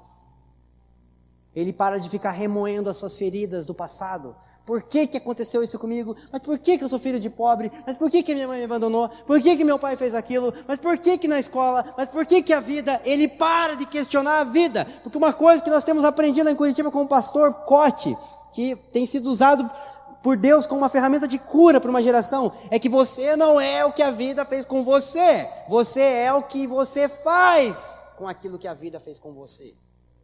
Então, enquanto eu era medíocre, por que a minha mãe tentou me abortar? Por que eu não conheço meu pai ainda? Por que eu sou pobre? Por que não sei o quê? Depois que eu comecei a entender, eu sou um príncipe, peraí, eu tenho que entender que tudo isso me trouxe até aqui. A bola está no meu pé, olha quanta coisa foi confiada sobre as minhas mãos. Eu tenho pouca maturidade, mas eu tenho muita responsabilidade. O que me dá a esperança de que eu vou dar a resposta, de que eu vou responder, é entender que eu faço parte dessa geração. Que o meu erro vai afetar a vida de vocês, que o meu erro vai afetar a vida dos meus filhos, mas que o meu acerto vai abençoar vocês, que o meu acerto vai abençoar os meus filhos, e ainda que o meu nome não seja conhecido, eu cumpri o meu papel. Por que eu passo a me comportar de uma forma tão importante, pelo menos me vendo como alguém importante? Porque eu sou soberbo? Não, porque eu entendi onde é que eu estou no quebra-cabeça, irmão. A Ju brinca comigo, diz, Felipe do céu, você é muito orgulhoso. Eu falo, não sou orgulhoso, amor, eu sou convicto. Mas você fala às vezes de um jeito, mas eu sou convicto. Claro que às vezes eu tenho um problema com orgulho. Não, estou brincando, minha maior qualidade é a humildade. Meu Deus do céu, brincadeira. Mas tem coisa, irmão, que se você pensar sobre você mesmo, não é orgulho, é convicção. Eu sei o que Deus colocou na minha vida. Minimizar isso é que é pecado. Se comportar como se isso não fosse importante é pecado. Hebreus, agora pegando a Bíblia aqui, olha que legal. Vamos ler um monte de Bíblia agora. Hebreus capítulo 12. Volta um pouquinho para trás aqui, no verso 16. 12, 16.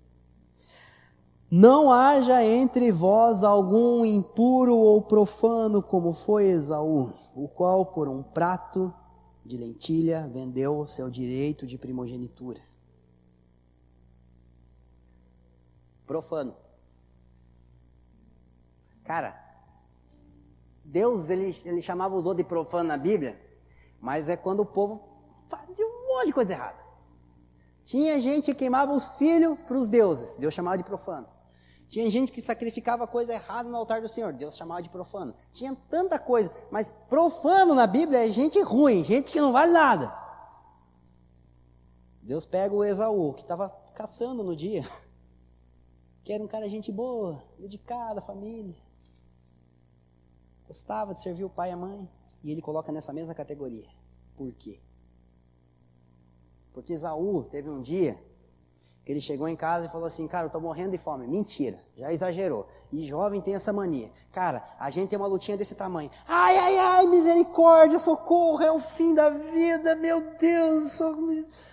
Aquela menina não quer orar comigo. Eu não achei meu marido, eu vou morrer solteiro. Meu Deus, tem 22 anos, ainda com medo de morrer solteiro, irmão. Eu casei com 20, eu tenho uma coisa para te contar. Você vai passar mais tempo casado do que solteiro. Fica tranquilo, relaxa. Você só vai ser um bom casado quando você for um bom solteiro, sabia? Eu era o melhor solteiro do mundo quando eu conheci a Juliana. Pensa num cara resolvido, solteiro, tranquilo demais. Não queria nem casar naquela época. Porque Deus falou comigo o seguinte, sabia que não foi Adão que quis casar? Foi Deus que quis casar Adão? Aí quando Deus quis casar Adão, Deus não falou, vai procurar tua mulher. Deus falou para Adão, vai procurar tua missão. Eu não vou dar uma mulher para Adão procurar, eu vou dar uma coisa para ele fazer. Porque quando ele entender o propósito dele em mim, eu vou mostrar a mulher que está dentro dele. Então, um bom solteiro não vai procurar esposa. Um bom solteiro vai procurar propósito. Fuja de alguém que está procurando esposa. Fuja de alguém que está procurando marido. Se agarre no cara que está procurando propósito. Se agarre na irmã que está procurando propósito. Aleluia. Pensa num cara resolvido. Eu achei a Ju.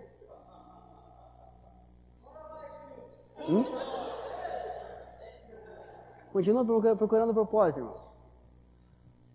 Comecei a falar dos solteiros que nem sei de onde foi o parênteses que eu saí. Esqueci. O que eu estava falando? Antes.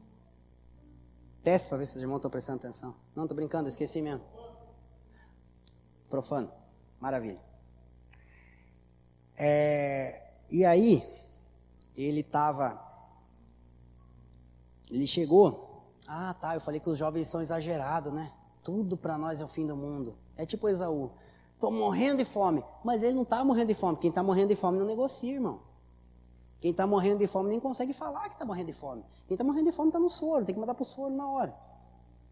Igual o jejum. Quando a gente faz um jejum prolongado assim. Nossa, hoje eu vou morrer. Não, só de você ter consciência que você vai morrer porque você não está morrendo. A minha irmã é socorrista e ela fala assim, quando o cara se arrebentou de carro lá de moto, e ele está gritando muito, fica tranquilo que ainda tem mais tempo. Está gritando, está tudo arrebentado, desaguentado, tem mais tempo, é verdade.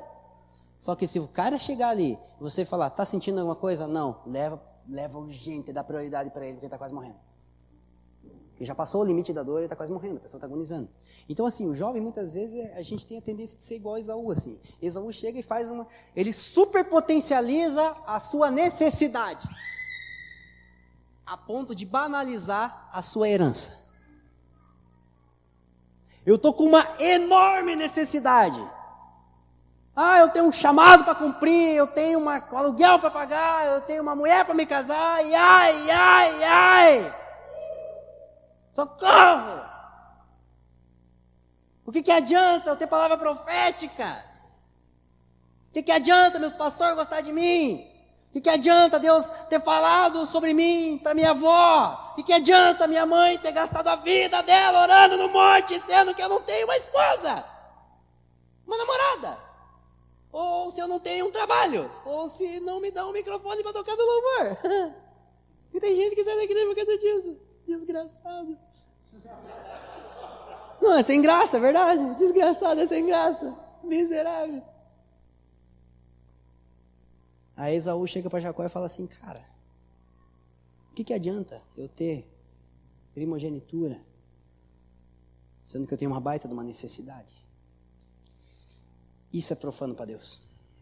O que é profanar para Deus? É quando você superpotencializa o que Deus não está dando tanto valor. A necessidade de Esaú não era de tanto valor para Deus. E quando você banaliza aquilo que Deus dá muito valor. Quando eu potencializo aquilo que Deus não dá muito valor. E quando eu banalizo aquilo que Deus dá muito valor, eu sou profano. Porque a fome de Esaú, um prato resolvia. E a herança, a primogenitura que Esaú tinha, era algo que Deus começou a gerar em Abraão, o avô dele. E Abraão foi um homem que eu estava falando para Juiz ontem. Eu falei, meu Deus, cara, Abraão era demais. Pensa num casal que gosta da filha, eu e a Ju. Eu acho que é só eu, né? Todo mundo ama o filho. Mas, gente do céu, cara, pediu o filho. Meu Deus. Imagina se hoje, quem é pai aqui, não são todos, mas imagina se hoje Deus te dá um sonho que Ele está pedindo teu filho, e você tem 24 horas para responder nesse sonho, e no dia seguinte Deus tira teu filho, cara. Abraão foi esse cara. Sabe o que Esaú estava fazendo ali? Jogando no lixo. Sabe a vida que Isaac teve? para dar continuidade a um legado do pai. Esaú estava jogando lixo. Por quê? Porque estava com fome, porque ele tinha uma necessidade. Ele não viu que ele fazia parte de um todo. Ele não viu que ele fazia parte de algo maior do que ele. Logo, a necessidade dele sucumbiu a ele. E eu vejo tantos jovens sucumbindo por conta de necessidades, por conta de coisa que com o tempo vai se resolver. Não conseguem entender a importância que tem nessa geração. Não conseguem entender a importância do legado que carrega. E acaba vendendo o prato, acaba vendendo a primogenitura por um prato de lentilha. E é por isso que Deus se agradou do traia do Jacó. Porque com todos os erros que tinha, e Jacó é meu herói da Bíblia, eu já falei isso várias vezes e vou repetir, Jacó é meu herói da Bíblia, porque toda vez que eu olho Deus fazendo as coisas na vida de Jacó, eu falo, então tá para mim, porque se fez na vida dele, é nós. Porque Jacó, com todos os defeitos que tinha, gente, ele sabia que ele fazia parte de algo maior do que ele. Eu quero essa bênção, eu quero essa herança, porque é o seguinte, meu avô deu a vida por ela, meu pai está entregando ela, e eu vou ser a continuidade de uma promessa que Deus falou que eu vou ser. E aí Jacó persegue uma palavra durante a vida toda porque entendia que era parte de algo maior do que ele. E aí o autor de Hebreus lá na frente fala assim, não haja entre vós nenhum profano, como foi Esaú. Não pode haver entre nós nenhuma pessoa que não acha que faz parte de algo maior do que si mesmo. Porque provavelmente essa pessoa vai superpotencializar suas necessidades e banalizar aquilo que Deus dá muito valor. A gente precisa se ver como Deus nos vê. Para encerrar, vamos para o livro de Cântico dos Cânticos. Gente do céu, pensa num livro que eu gosto. Não entendia nada no começo. Até hoje tem umas coisas que eu não entendo ainda. Lá em Curitiba, na época do meu noivado, antes de eu noivar com a Ju, a gente decidiu, um grupo de 20, 30 pessoas, estudar o livro de Cantares de Salomão, verso por verso. E o livro de Cânticos de Salomão, ele fala do marido e da mulher ali, mas ele também profeticamente fala sobre Cristo e a igreja. Quem aqui sabe disso? Porque um homem e uma mulher na Bíblia representa Jesus e a igreja. E eu sempre gostei de um livro mais teológico, assim, tipo Efésios, Romanos, Hebreus. Aí um dos pastores que eu tinha na época falou assim, Felipe, você vai dividir eu, você e mais uma irmã. Então ia ser introdução, capítulo 1 e 2, capítulo 3, 4 e 5, e eu ia dar o capítulo 6, 7 e 8. E você vai dar essas aulas com nós. Eu falei, misericórdia, acha alguém mais emocionado, alguém mais romântico, alguém mais legal. Eu sou muito racional para essas coisas, não vai dar não. Quis pular fora da bicicleta, mas não deu. Diz, irmão, tá bom, vamos estudar.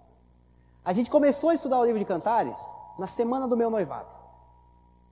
Eu voltei da lua de mel para dar a última aula. Então, todo esse estudo do livro de Cânticos permeou o meu noivado. E eu descobri, no noivado, a entender o livro. E entender o livro me descobriu a entender o que é noivado. E uma das coisas que eu descobri que é muito importante, irmãos, que você vai passar mais tempo casado do que noivo. Glória a Deus. Alguém aqui é noivo? Eu sei que tem uns aí pela boa, não é aqui? Casou já, irmão? Casou já, então não conta. Tá, quem já está casado, foi noivo, e quem está solteiro vai ser noivo, em nome de Jesus. Aí o ponto é o seguinte, nós somos a noiva de Jesus, estamos juntos? A gente vai passar mais tempo na eternidade do que aqui. E existe um tipo de amor que você só dá para o teu cônjuge no noivado. Quem já foi noivo sabe do que eu estou falando. Porque o noivado é o período onde eu amo a Juliana não tocando nela. No casamento, para amar, eu tenho que tocar. Relação sexual antes do casamento, profanação. Relação sexual depois do casamento, é adoração. Então assim, existe um tipo de amor que eu dou para minha esposa, que é o amor de aguentar o sogrão fazendo cara feia no domingo. E tal, e atravessar a cidade para ver ela, porque aqui também não é muito difícil, que a cidade é pequena, mas lá em Curitiba, irmão, é uma suadeira. Sabe, é um tipo de amor que só no noivado a gente pode oferecer para o nosso cônjuge. E nós, como igreja, precisamos entender que existe um amor que nós só vamos dar para Jesus nessa era. Já parou para pensar que nessa era é a única fase da tua existência que é eterna, que você vai poder amar Jesus com dor? Que você vai poder amar Jesus com frio, cansado, com mau humor, com inconstância, com fraqueza? A gente não pode perder essa oportunidade, cara. É a única fase que a gente, como nada, como fracos, a gente vai poder amar Deus. Então o livro de Cantares para mim, ele fez muito significado, quando eu comecei a entender que o noivado faz parte de um propósito muito maior que é o casamento. E eu estou no encerramento, né? E o capítulo 1, ele diz o seguinte. O capítulo 1, se você for estudar, você vai perceber que os primeiros versos, a noiva ela tem várias experiências assim de revelação do noivo. O vinho aqui simboliza a alegria. Por exemplo, beija-me com os beijos da tua boca. No simbólico está falando dos beijos da palavra de Deus, porque é melhor o teu amor do que o vinho. O vinho na Bíblia simboliza prazeres mais altos, simboliza alegria. Suave é o aroma dos teus ungüentos, como unguento derramado é o teu nome, por isso as donzelas te amam. Leva-me após ti, apressemo-nos. O rei me introduziu nas suas recâmaras. Recâmaras, a gente entende que é o lugar secreto com Deus. Então assim, o que dá para você tirar dessa primeira fase do capítulo 1? É aquela fase do crente novo, cara. Cara, Deus vem, se revela, e o culto é tudo uma bênção, tá todo mundo falando, nossa, hoje foi normal. Que maneira normal, cara, foi muito louco hoje e tal. E é o que a gente chama de primeiro amor, e o que muitas pessoas dizem, vai passar. O meu não passou até hoje. Esse negócio que o primeiro amor passa, não passa nunca, irmão. Ele só evolui. Mas assim, é aquela fase que tipo, tu entra no quarto, a presença vem. E tal, você ora, você jejua, você quer buscar Deus, você quer pensar em Deus, quer falar de Deus, até chega uma hora que chega a ser chato perto das pessoas que estão em você. É que você está apaixonado. Mas não tem uma hora que parece que passa. A gente entra no quarto, mas não vem, parece que está mais difícil. Parece que não é tão empolgante. Parece que é um pouco mais na base da perseverança. Será que eu não estou amando a Deus da forma correta? Não é, gente. Não é isso. A gente está amando a Deus da forma correta. Mas é que a sensação passou. E quando a sensação passa, a convicção vem. E Deus não quer um amor sentimental. Ele quer um amor convicto. Sensação não mantém eu e a Ju. Porque às vezes eu tenho sensação de matar eu. E eu sou especialista em fazer ela ter essa vontade. Pensa um cara chato, irmão. Nossa vida. Sensação não junta ninguém. Aliás, sensação junta, mas o que faz as pessoas permanecerem unidas são convicções. Só que no verso seguinte, verso 5, depois que ela tem aquela revelação de Deus e tudo mais, ela entra numa crise espiritual. Ela diz assim, eu sou morena e formosa, ó filhas de Jerusalém, como as tendas de Quedar, como as cortinas de Salomão. Não olheis para eu estar morena, porque o sol me queimou. Os filhos da minha mãe se indignaram contra mim e me puseram como guarda de vinhas. A vinha, porém, que me pertence, eu não guardei. Então ela acabou de ter um monte de revelação, e daqui a pouco aquela luz começa a iluminar ela, e as trevas que estavam nela começam a se mostrar.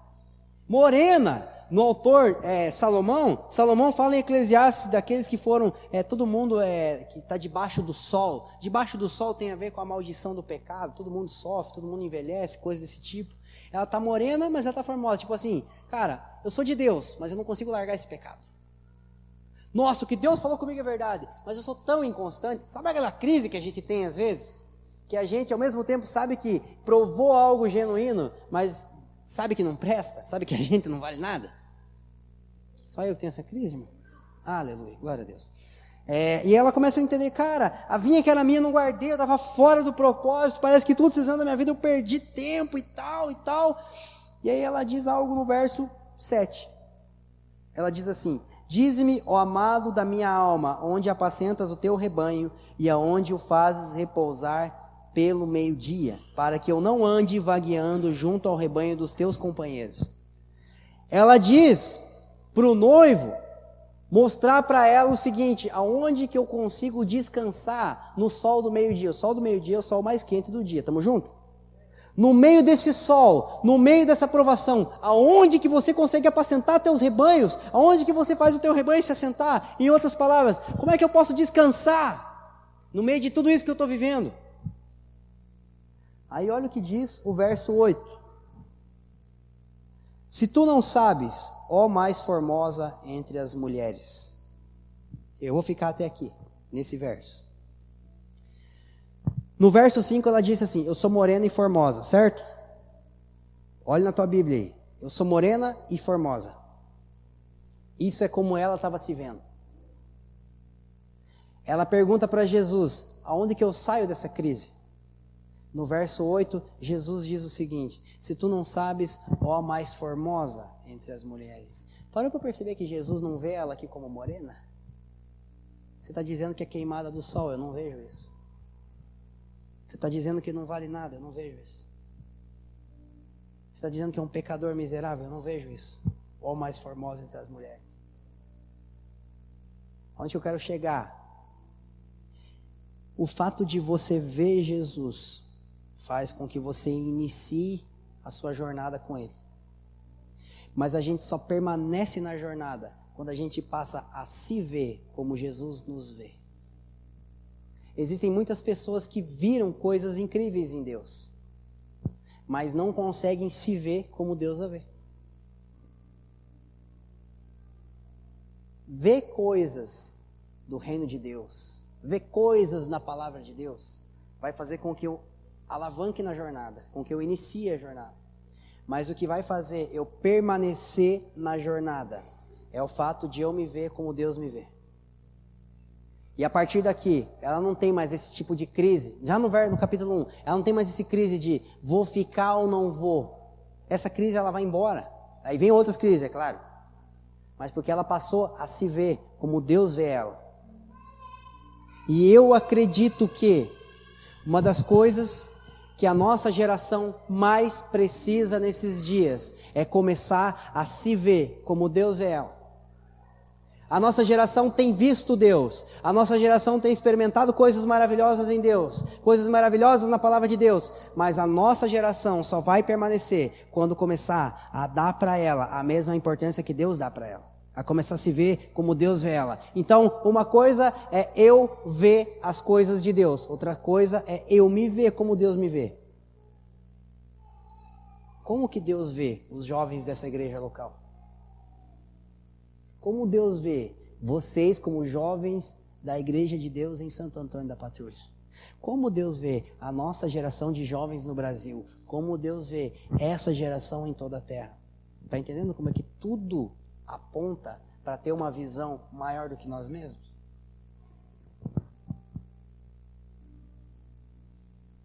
Eu posso falar com a minha vida que mesmo tendo inúmeras fraquezas, gente, pensa num cara imaturo em várias coisas, despreparado para muitas responsabilidades que Deus me deu, mas que tem encontrado força, entendendo que faz parte de algo maior do que ele mesmo. É isso que eu quero concluir com tudo isso que eu falei agora, hoje. Por isso que eu iniciei dizendo que talvez não faz sentido para hoje. Mas virão dias em que será necessário você lembrar que faz parte de algo maior do que você. E só isso vai te dar força para prosseguir. Como equacionar muita maturidade, muita responsabilidade, pouca maturidade? Essa é a característica da nossa geração. Muita responsabilidade sobre os nossos ombros, pouca maturidade. Muitas coisas que Deus está confiando em nossas mãos, pouca desenvoltura ainda. Não estamos prontos para receber tudo aquilo que Deus nos confiou. Muita responsabilidade, pouca experiência. O que me serve de consolo é saber que Deus sempre faz assim. Tinha gente bem melhor na família de Jacó do que José. Paulo tinha discípulos muito mais. Eu fico pensando, por que não deixou com Lucas? Lucas acompanhou toda a jornada. Por que não deixou na mão de Lucas o legado apostólico? Foi escolher Timóteo, um jovem inconstante, a ponto de um ancião preso ter que consolar um jovem que está solto. Timóteo tinha problema com covardia. Timóteo era inconstante também, igual nós. E aí Paulo, um homem cheio de discernimento, não escolhe Lucas, por exemplo. Escolhe Timóteo. Por que Deus usou Paulo de uma forma peculiar? Como não, parece que os outros apóstolos não se destacaram tanto. Os outros não viram Jesus, não andaram com ele, tal. Por que vai usar quem estava matando a igreja? Porque Deus, sei lá, cara, Deus gosta de usar gente fraca. Fala por mim. É normal você ter muita responsabilidade e pouca maturidade. Isso faz parte do processo. O que vai fazer com que a gente responda da forma correta é a visão que a gente tem do todo. Tá entendendo? Tamo junto? Dá para finalizar assim? Ficou claro? Vamos ficar de pé para orar? Vocês têm uma responsabilidade muito grande nessa igreja local, ainda mais nesse tempo novo que vocês estão vivendo. Eu sei que eu já passei um pouquinho do horário que eu tinha proposto, mas eu quero reforçar só uma coisa que eu disse no início. É que todas as vezes em que Deus faz algo na vida de um líder, Ele quer falar com o povo que esse líder lidera. O fato de Deus estar fazendo algo na vida do líder de vocês significa que Deus está elevando a responsabilidade de vocês. O que Deus está fazendo na vida do Fabiano, através de todo um processo que essa igreja local está vivendo, significa que Deus está elevando a responsabilidade da juventude. Deus não está elevando a sua responsabilidade para ele, não. Agora o pastor Fabiano vai assumir uma responsabilidade maior e eu vou pegar uma pipoca, sentar e ver a coisa acontecer? Jamais. Porque o que formou ele para ser apontado por Deus e pelos homens, para estar assumindo a responsabilidade que ele tem, é o fato de ele ter dado, nesses últimos anos, a vida por vocês. Então, o que vai sustentar ele nessa posição é o fato de vocês se gastarem junto com ele nessa nova responsabilidade. Então, Deus não está fazendo algo somente num líder. Porque todas as vezes em que Deus faz algo em mim, não é para mim. Então, Deus está falando para vocês que a responsabilidade aumentou. Como que eu vou fazer? A gente precisa olhar, entender que faz parte de algo maior do que nós mesmos. Eu quero reforçar também que nós lá em Curitiba e outros pastores e líderes de fora que vieram aqui, olharam os jovens com muita estima, com muito respeito. E a principal característica que eles citaram é a seriedade dos jovens. Vocês são sérios. E isso é raro. Encontrar jovem intenso que pula no culto, treme, baba, cai, gente bom de Bíblia. Cara, isso até no Facebook a gente acha. O ponto não é esse. Cara, Facebook só tem teólogo lá. Nossa, eu me sinto um peixinho. Um povo bom de Bíblia. Não sabe o que é submeter um pastor. A maioria. Não estou dizendo que não tem gente de Deus lá, tá? Agora, encontrar gente bom em algumas coisas é fácil. Encontrar gente séria é uma virtude. E por que eu fiz questão de falar coisas sérias com vocês nesses dias? Porque eu quero dizer, em nome da igreja local que eu represento lá em Curitiba, em nome do Leandro, que não pode estar aqui agora, em nome das pessoas que me enviaram, por que eu tratei sério com vocês? Porque a gente leva vocês a sério. A responsabilidade está aumentando e o tempo de deixar as coisas de menino já chegou. Na verdade, sempre chegou. A gente sempre vai ter que deixar de ser menino. Mas agora um pouco mais. Estamos juntos?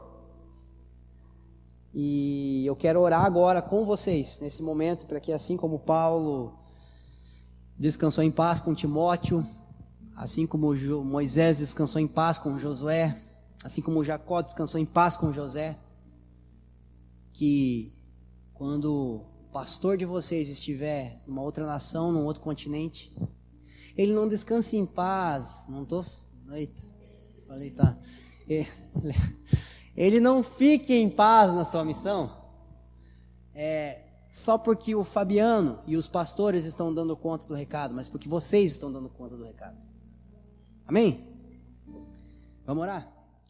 Pai, em nome de Jesus.